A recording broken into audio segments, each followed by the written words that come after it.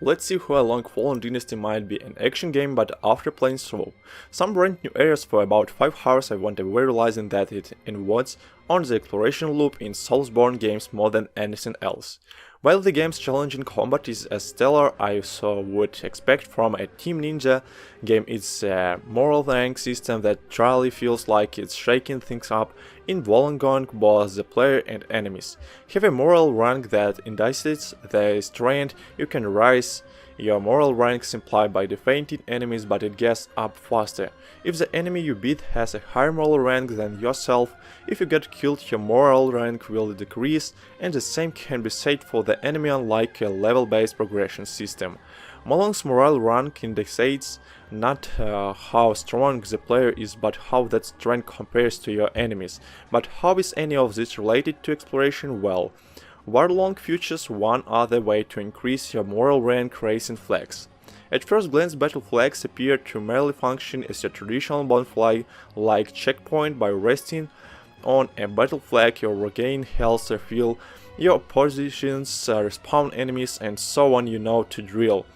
But finding a new battle flag rewards you in a way that previous Soulsborne checkpoints have not. It increases your fortitude rate. Getting killed decreases your moral rank, but it will never go below your fortitude rate. That means the more checkpoints you discover, the stronger you become, while long stages are also dotted with marking flags. Marking flags don't function as checkpoints like battle flags do, but raising your flag here will increase your fortitude rank anyway.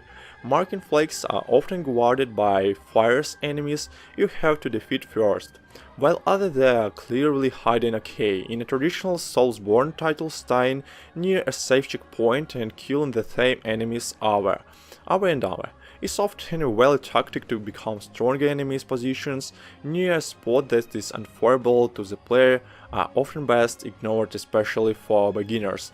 But while Long's morale rank system changes all of this encourages the player to go out and explore, fight tower enemies, and put themselves at risk. In return, they are rewarded in a way the playing is safe. Simply I want to during my playtime through multiple stages, I found myself naturally exploring the map.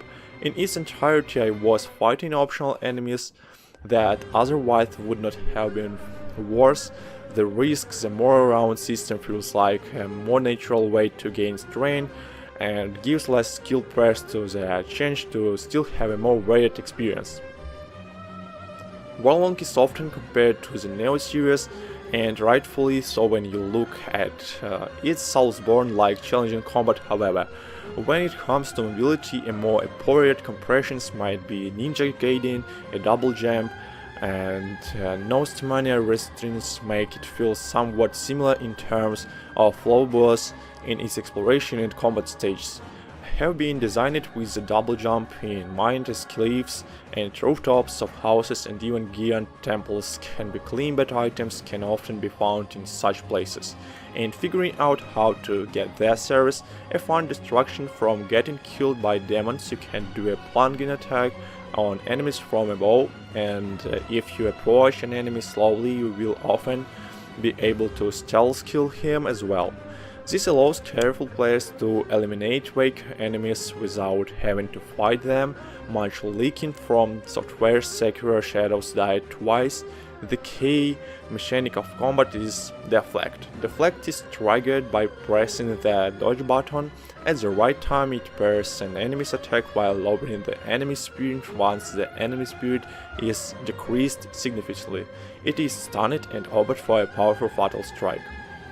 If this sounds familiar from Sekiro 2, well, that's because that's hardly a bad thing when it's this well executed. Largely an attack in this game can be deflected. This reminded me of the jump boost in Mario Kart. Of all games, first you think it's just a trick you can do when jumping off ramps, but later you realize that small things like a bump in the road or even the bouncing of those giant music notes in music part can trigger a jump boost, ranging from melee weapon attacks to projectiles like arrows and fireballs to even an enemy's ground pound. As long as the timing is right, wall along allows you to turn any form of threat into an opportunity. That timing has been made significantly easier.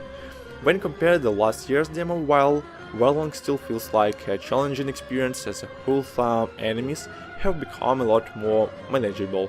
Another factor that made certain sections of my time with Warlong feel easy than the demo is the fact that often someone was fighting alongside me as you progress, so the game you will bad friend, warlords whom you can summon to assist you on the battlefield.